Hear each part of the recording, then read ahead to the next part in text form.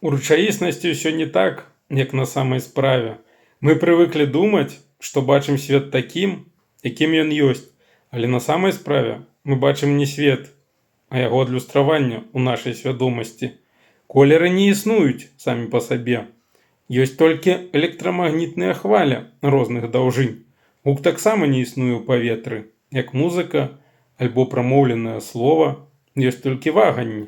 Нават адчуванне часу ў розных сітуацыях можа як запавольвацца, так і паскарацца. Кожны чалавек жыве нібы ў сваёй версіі рэальнасці. Адна і тая ж падзея для аднаго будзе трагедыяй, для другога урокам, а для трэцяга шчаслівым выпадкам. Магчыма, рэчаіснасць гэта не тое, што ёсць вакол нас. Магчыма, гэта тое, як наш мозг здольны яе ўспрымаць.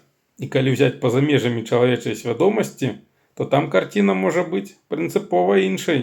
І таму, калі добра падумаць, у рэчаіснасці ўсё сапраўды не так, як на самай справе.